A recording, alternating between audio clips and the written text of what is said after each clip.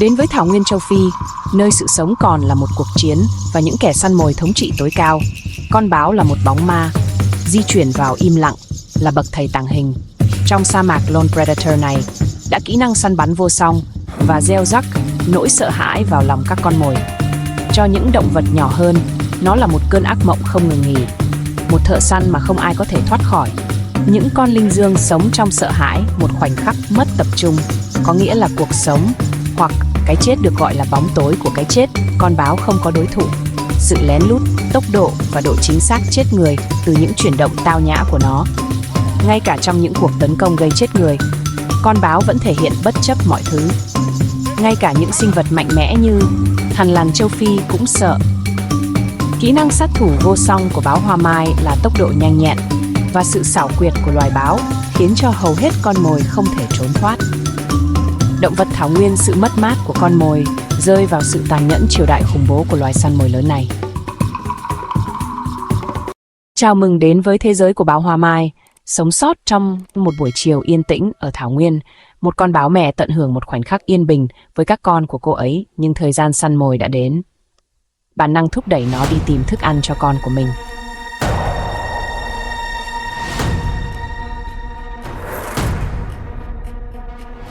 Mục tiêu của nó là một con linh dương đang gặm cỏ, không hề hay biết.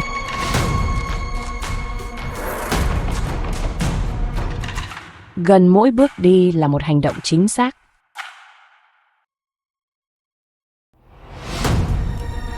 Và sự kiên nhẫn, Impala nhận ra mối nguy hiểm đang đến gần, nhưng quá muộn rồi.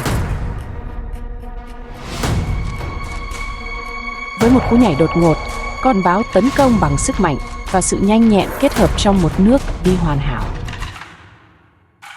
Nhưng chiến thắng không bao giờ dễ dàng. Một con sư tử gần đó đang quan sát bị thu hút bởi cơ hội đánh cắp con mồi. Con báo mẹ kéo con mồi của mình đến một cái cây, tìm nơi trú ẩn ở xa của sư tử hùng mạnh. Nhưng sư tử này không bỏ cuộc, với một sự quyết tâm mãnh liệt bắt đầu tăng lên. Sau khi giải thưởng của mình, sư tử nuốt chửng giải thưởng của mình, trong khi mẹ báo rút lui về phía đàn con của mình, với sự pha trộn giữa cơn thịnh nộ và thất vọng trên thảo nguyên. Có một cái giá cho sự thù hận giữa những kẻ săn mồi. Chu kỳ phát triển mặt trời vàng vĩnh cửu chiếu sáng thảo nguyên rộng lớn, nơi diễn ra cuộc đấu tranh vĩnh cửu, sự sống còn của một bầy sư tử đang chăm chú theo dõi con mồi tiếp theo của nó. Thấy ở đằng xa thủ lĩnh của bầy đàn đang tiến tới. Mọi chuyển động đều được thực hiện một cách chính xác. Với cú nhảy cuối cùng, sư tử hạ gục con lợn rừng. Cuộc săn kết thúc trong một vụ nổ vụ khiến bầy đàn tận hưởng chiến thắng. Không hề hay biết mối nguy hiểm rình rập ở đằng xa, một con sư tử con bị thương đang bò dọc theo đi khập khiễng, khiến nó trở thành mục tiêu hoàn hảo.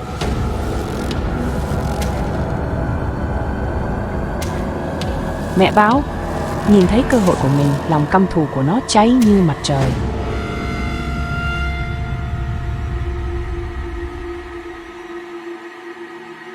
Con báo tấn công bằng độ và sự hung dữ của nó. Không để tất cả trận chiến kết thúc nhanh chóng, con báo đòi lại chiến thắng và nhận phần thưởng của nó trên đỉnh cây bi kịch.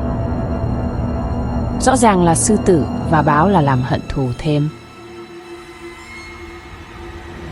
Thảo nguyên giữ lại một chùm đen tối khác. Trong thế giới này, cuộc chiến không bao giờ kết thúc.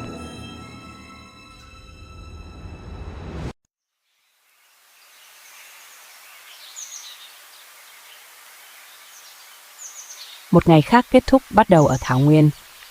Con báo mẹ rình rập từng bước đi được tính toán để bắt lấy.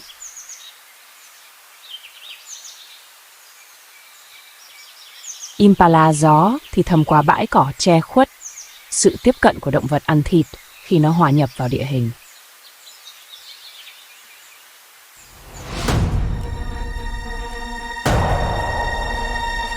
Đột nhiên con Impala bỏ chạy. Cuộc rượt đuổi trở thành một cảnh tượng tốc độ và sức bền. Với cú nhảy cuối cùng, con báo bắt được con mồi. Chiến thắng. Nó chắc chắn rằng một con chó hoang xuất hiện, đôi mắt sáng lên vì đói và tham vọng mà không báo trước cho con báo. Đàn chó hoang dã tấn công, khiến báo phải nhanh chóng chạy trốn đến một cái cây. Gần đó, con chó hoang cố gắng nhưng không thành công để tiếp cận con báo. Sự thất vọng tăng lên khi anh ấy chờ Anna. Bên dưới, con báo mẹ đang quan sát từ nơi an toàn trên cây, nhưng con mồi bây giờ thuộc về loài chó hoang.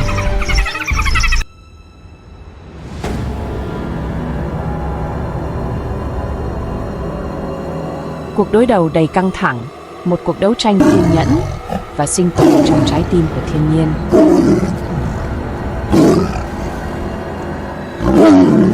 Trong khi đó, những chú báo con đang chơi đùa vô tư trong nơi trú ẩn, không biết về mối nguy hiểm đang đến gần.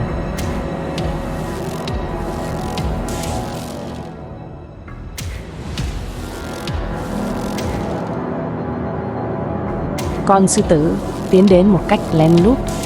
Mỗi bước đi là một khúc dạo đầu cho sự hỗn loạn sắp xảy ra ở phía trước.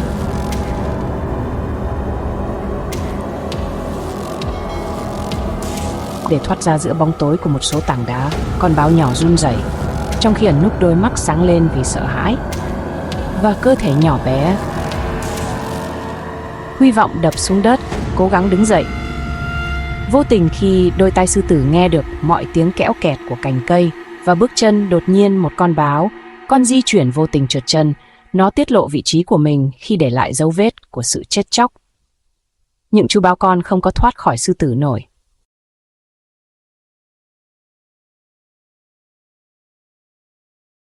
Chiến thắng với con mồi nằm giữa hàm răng của nó. Tiếng gầm của nó vang vọng.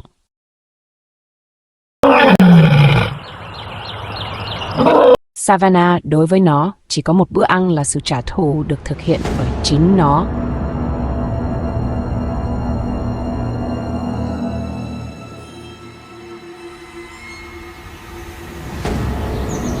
Lạc vào buổi chiều ấm áp của thảo nguyên, mẹ báo hoa mai nghỉ ngơi dưới bóng của một cái cây cô đơn trong nơi trú ẩn tạm thời này.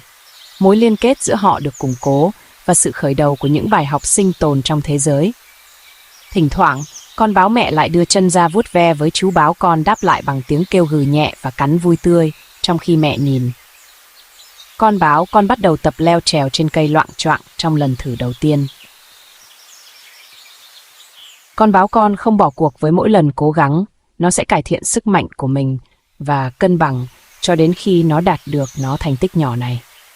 Không chỉ một bước tiến tới sự độc lập của nó, nhưng cũng là biểu tượng cho tinh thần không thể phá vỡ của chúng trong cuộc đấu tranh giành sống sót. Trong sự bao la rộng lớn của thảo nguyên, con báo con dừng lại cơ thể to lớn và những thứ chứa bên trong nó. Ở phía trước, nó một vật khổng lồ xuất hiện, một con voi to lớn có đôi tai khổng lồ, vỗ như cánh buồm. Rõ sự căng thẳng là rõ ràng, một cuộc gặp gỡ giữa sự bao la và sự nhanh nhẹn trong trái tim bất khả xâm phạm của thiên nhiên với sự tự tin ngày càng tăng. Mẹ giới thiệu thử thách tiếp theo là cuộc đi săn solo đầu tiên. Đôi mắt của con báo, con đang chăm chú nhìn một con sóc đang nhảy nhanh giữa cành cây gần đó. Đột nhiên con sóc cố gắng trốn thoát, nhưng con báo con lao đi với tốc độ, không ngờ và bắt được con mồi đầu tiên của nó. Chú báo con tự hào tận hưởng thành quả lao động chăm chỉ của mình. Ở đây vẻ đẹp vàng son của cảnh quan tương phản một cách tàn bạo với sự hỗn loạn của sự sống còn, mà thảo nguyên trải dài vô tận. Dưới bầu trời xanh, đột nhiên một tiếng động lạ vang lên. Sự im lặng của con báo làm cơ thể nó giật mình căng thẳng và cảnh báo trên đường chân trời. Hai con linh cẩu tàn bạo nổi lên, vẻ ngoài đói khát và bước đi đầy tự tin. Cảm nhận được sự nguy hiểm, báo con ẩn náu trong một bụi cây gần đó để quan sát và lắng nghe. Nó cẩn thận tập trung sự chú ý của linh cẩu vào một con trâu đơn độc đang ngửi mùi và cơ hội cho một bữa tiệc. Con trâu ngẩng đầu lên, nhận thức được mối nguy hiểm, nhưng nó tấn công bằng sự hung dữ với một cuộc tấn bất ngờ. Một con linh cẩu lao vào cắn hai chân sau của trâu rừng, tấn công linh cẩu cuối cùng đánh gục nó. Thể hiện thực tế tàn khốc của cuộc sống ở thảo nguyên, loài báo ẩn mình hiểu rõ. Một bài học quý giá, thảo nguyên rất nguy hiểm và bạn không bao giờ nên đi vào đó. Mặt trời mọc trên thảo nguyên đánh dấu một ngày mới trong cuộc sống của con báo non. Giờ đã trưởng thành, cơ thể nó khỏe mạnh và nhanh nhẹn. Chuyển động của anh ta được tính toán trong khi nó giữa đám cỏ cao. Con báo nhìn chằm chằm vào một con mồi của mình vào hôm nay. và bắt đầu tính toán tấn công với tốc độ bùng nổ. Con báo lao về phía con Impala, thu hẹp khoảng cách trong vài giây. Với một cú tăng tốc, con báo lao tới con Impala.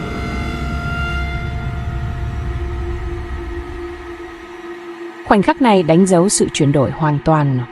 Giờ đây, con báo là biểu tượng của sức mạnh. Ánh nắng gay gắt của buổi trưa chiếu xuống thảo nguyên, nơi cuộc sống đấu tranh giữa sự sống còn và cái chết của một con báo trẻ đang rình rập với bộ ngực sắc nhọn của nó tìm kiếm. Sự nhỏ nhất chuyển động, ở xa một con thằn lằn châu Phi, tắm nắng không hề để ý đến kẻ săn mồi. Gần đó, ở đằng xa, con báo từ từ và lặng lẽ tiến lại gần hơn nữa, các bước cẩn thận để tránh bị. Đột nhiên với một tốc độ bùng nổ, nó lao về phía trước bằng móng vuốt của mình mở rộng. Mặc dù con thằn lằn đã nhanh chóng bước vào đến hang động, số phận của con kỳ nhông châu Phi là quyết định, với một vết cắn nhanh vào cổ. Cuộc săn đã kết thúc và báo đã nổi lên chiến thắng trong cuộc tìm kiếm bất tận của mình. Sống sót. Hàm của anh ấy hoạt động có phương pháp các cơ gợn sóng, với mỗi chuyển động như thể đang lột da ra khỏi lớp xương. Mùa khô tiếp quản thảo nguyên nơi mỗi giọt mưa chứa đựng lời hứa về sự sống và sự sống còn. Còn một con báo chuyển động bên dưới bề mặt. Sự rình rập của con báo rất nghệ thuật, điều này rất được đánh giá cao. Với một cú đánh nhanh chóng, con báo chìm đào một cái chân trong bùn và kéo ra một con cá trê. Gần đó, một con voi to lớn đang tò mò quan sát di chuyển đôi tai lớn của mình khi anh ấy quan sát.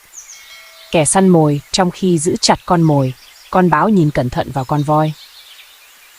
Trước khi rút lui đến vùng đất an toàn hơn, hãy kéo cá lên bờ khô và bắt đầu thưởng thức món cá tươi. Đánh bắt được hiệu quả, không chỉ thỏa mãn với một con báo trở về ao bùn, đang tìm kiếm một cái khác.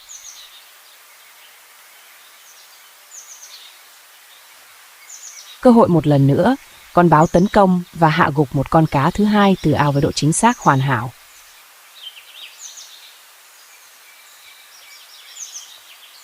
Sau lần bắt thứ hai, con báo đã dẫn con vật hoang dã đến một cái cây gần đó bằng cách khéo léo di chuyển các nhánh cây.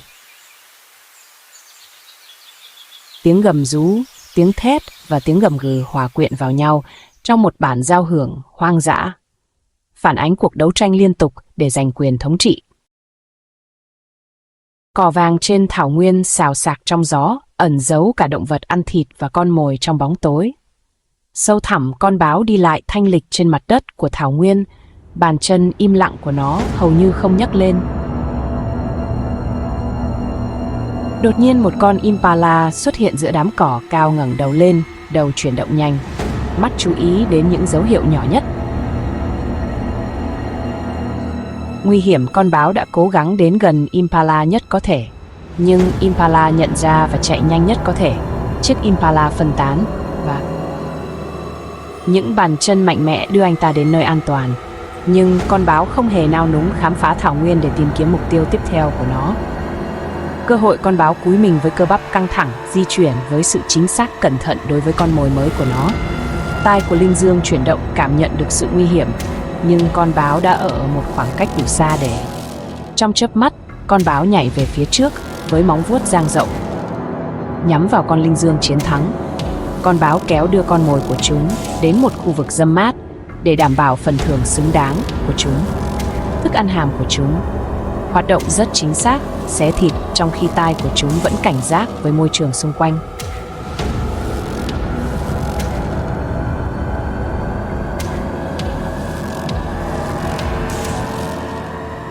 Đột nhiên một tiếng động xa xa làm gián đoạn sự bình tĩnh của nó. Âm thanh không thể nhầm lẫn của tiếng cười của một hình bóng của người nhặt rác xuất hiện từ đám cỏ cao với đôi mắt thèm khát nhìn chằm chằm vào con mồi báo hoa mai. Ở đồng cỏ, ngay cả những thợ săn lành nghề nhất cũng phải đối mặt thách thức để bảo vệ tài sản mà họ khó khăn lắm mới kiếm được. Lần này, con báo đi một mình trong khi có 3 con linh cẩu. Con báo nhận ra rằng hôm nay không phải là ngày của nó, nên nó phải bỏ lại con mồi của mình phía sau và và chạy nhanh nhất có thể để bảo vệ mình cuộc sống giữa hỗn loạn. Một trong những tận dụng sự bất cẩn và xé toạc một chân. Con mồi với bộ hàm khỏe mạnh của nó chạy hết tốc lực ra xa bầy, như chân của Linh Dương là phần ngon nhất. Chúng đuổi bắt và cắn nhau để tranh giành miếng ngon nhất. Thưởng thức thành quả của chúng, xảo quyệt trong một thế giới mà ngay cả giữa các đồng minh cũng không bao giờ có sự cạnh tranh. Đồng cỏ thảo nguyên tỏa sáng dưới ánh mặt trời vàng, trong khi một gia đình chó hoang vui vẻ tụ họp.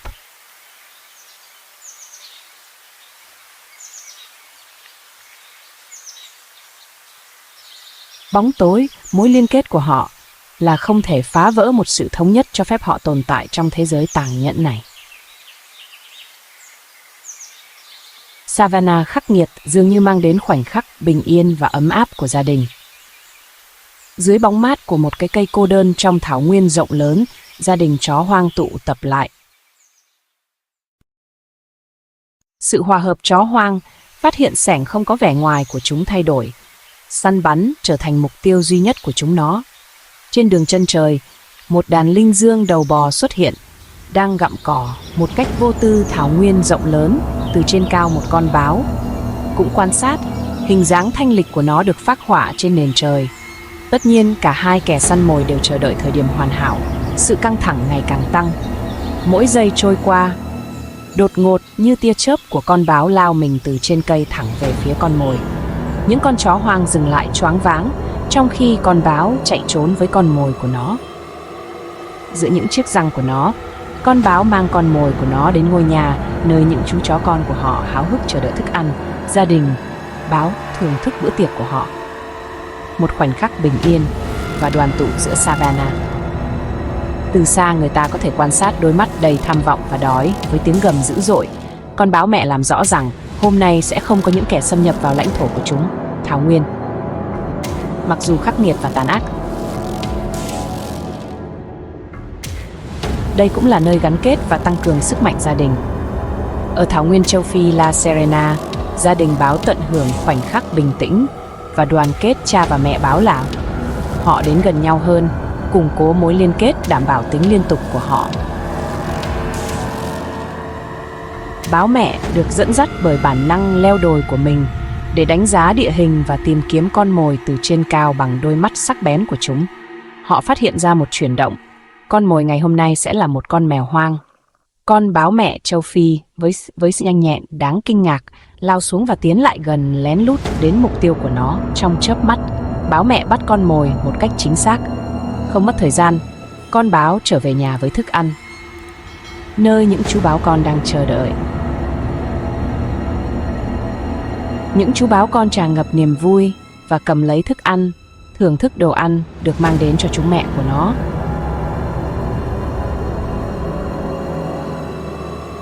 Từ xa, lũ chó hoang dõi mắt theo, nhớ lại thất bại trước đó của chúng.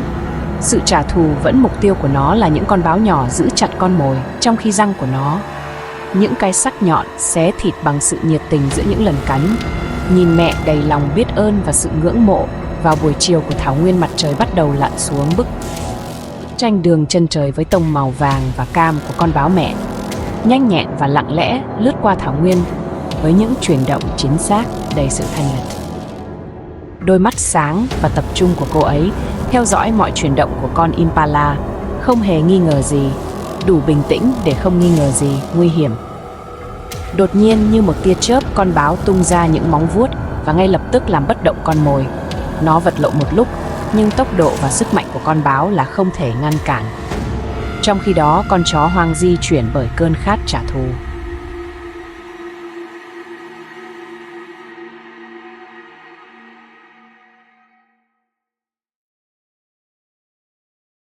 Trong khi đó, con chó hoang di chuyển bởi cơn khát trả thù, tìm kiếm báo con. Báo con nhỏ bé và bất lực, cố gắng ẩn núp giữa đá để tránh nguy hiểm. Tiếng sủa the thé, điên cuồng của những con chó hoang vang vọng xung quanh họ. Tiến lại gần hơn và gần hơn nữa, khi nghĩ rằng nguy hiểm đã qua, con báo con chui ra khỏi chỗ ẩn núp, nhưng con chó hoang đã bắt được nó. Phát hiện ra chú báo, con rơi vào nanh vuốt của con chó hoang. Số phận của nó là bị niêm phong trong một khoảnh khắc bi thảm.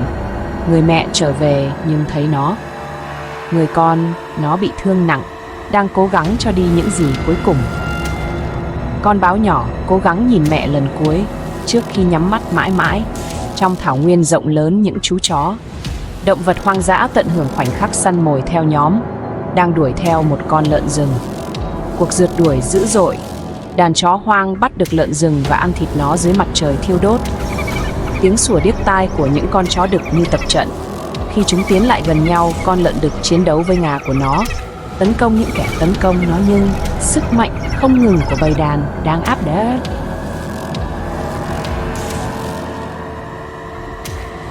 Cuộc săn đuổi lên đến đỉnh điểm trong một cơn điên cuồng, và tiếng gầm gừ nhắc nhở tàn bạo về luật của sự sống còn.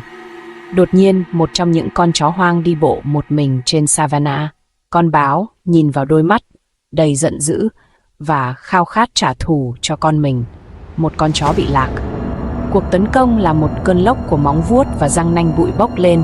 Khi cả hai lăn vào tấn công, chúng xé xác trong đau đớn và nó kết liễu con chó hoang trong một cuộc chiến tàn khốc. Mặc dù con báo đã chiến thắng, cơ thể nó nằm đầy thương tích, dấu vết của trận chiến dữ dội. Mặc dù đau đớn, con báo từ từ đứng dậy, quyết tâm đối mặt với những gì đến trong tương lai. Với mỗi bước đau đớn, báo Hoa Mai bước vào nơi vô định, để lại một chương đấu tranh khác. Sự sống còn trong sa mạc rộng lớn của châu Phi là một điệu nhảy tàn bạo của sức mạnh, trí thông minh và bản năng của con báo. Một thợ săn bậc thầy phát triển mạnh trong thiên nhiên khắc nghiệt này. Với sự khôn ngoan và vĩ đại của mình, sự nhanh nhẹn và sức mạnh là cần thiết, nhưng trí thông minh là chìa khóa để sinh tồn.